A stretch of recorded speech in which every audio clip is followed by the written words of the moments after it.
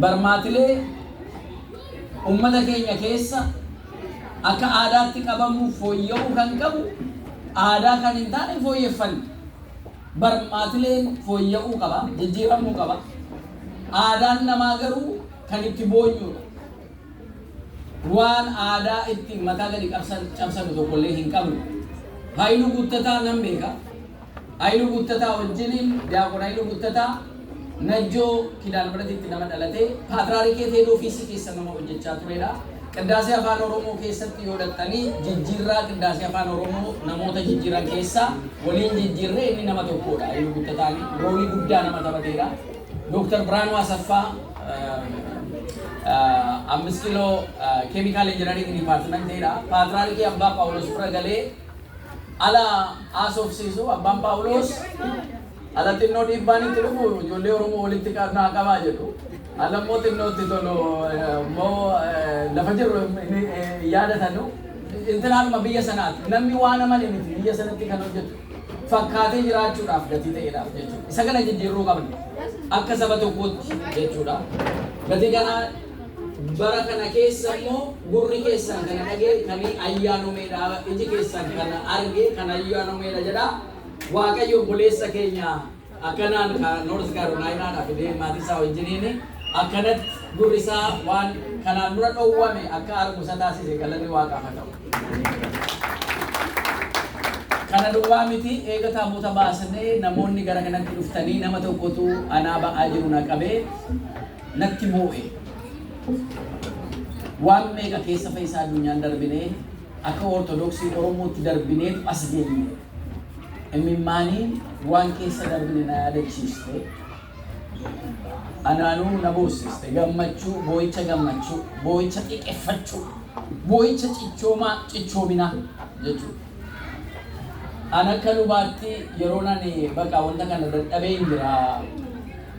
Kanaafuu namni biyya hojjetee nyaatudha. Hojiidhaaf taanaan iddoo biraa dhaqee hojjeta. Hojii jijjiireedhaaf hin jedheetti. Hayyoota gurguddaa jiran keessa.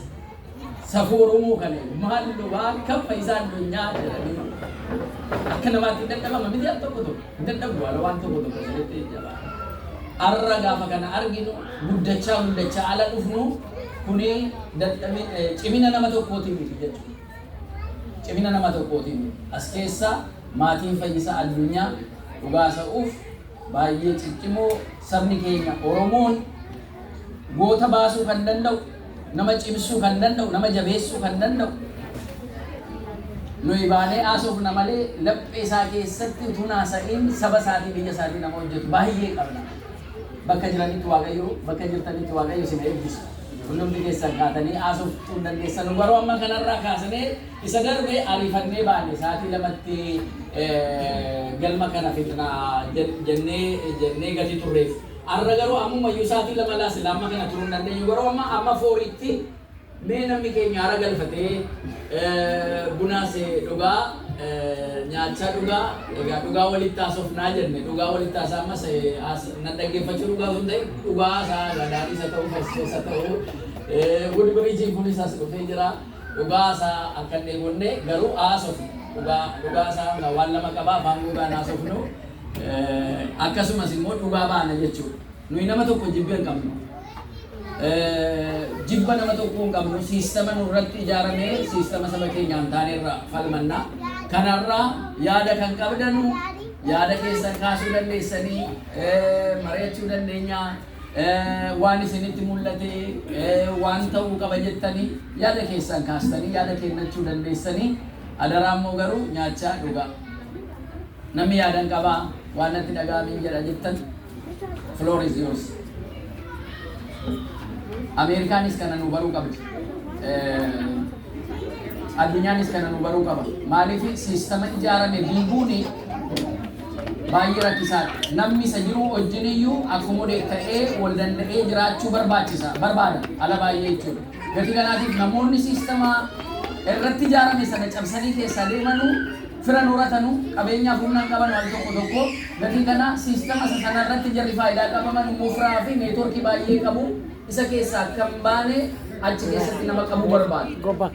Al tokko tokko immoo waan keessa ture nu harkisa yeroo baay'ee jechuudha. Yoo gara fuuldureetti waan ilaallee deemnu yoo qabaachuu dhabaanne gidduu geenyee yoo bitintiraachuu dhufe yoo qilleensi dhufe yoo mucucaachuun dhufe maal kaleessa achi ture sanaa wayyuu jedha namni isa kaleessa bare keessatti sammuu isaa kadhata jechuudha.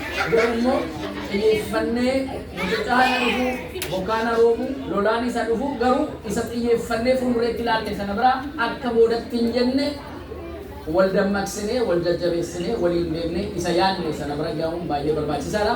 Amma yaada kennachuu dandeessu sila barsiisneerraa baay'ee jechaa olle isinirraa yaada fudhachuu barbaannaa yaada qabdan hundumaa mari'adhaa. Biyya keenya jaallannaa, saba keenya jaallannaa, waa'ee biyya keenya, waa'ee nageenya saba keenya dirqama qabna hundi keenya jechuudha. Akka sabaatti biyyi nagaa ta'uu, uummanni keenya nagaa ta'uu, ajjeechaadhaan uummata keenya irraa dhaabbachuu karaa jiruun hin barbaanna. Kana kadhannas biyya keenyaafis hin kadhanna. Akkasumatti immoo asii haala walitti dhufnu immoo wal jabeessina jechuudha. Egaa namni yaada natti dhaga'amee qabaa jettanii afaan kan barbaadan immoo haasa'uu dandeessanii. Dhiibbaa sinarratti hin goonu. Faayisaa addunyaa jedhee objektiivii qaba, aimii qaba, mishinii qaba. Amantaa Ortodoksii afaan Oromootiin akka aadaa Oromootti gaggeeffachuu jedha. Mishin intinii keenya jechuudha. So that's clear.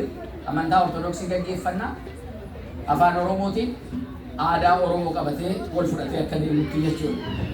Washashbira asiin natti dhufanii ida'anii waan isin nu gumaachitanii har'aa amma wanaa laaqana yoo nyaachuu isaanii hin beeku amma wanaa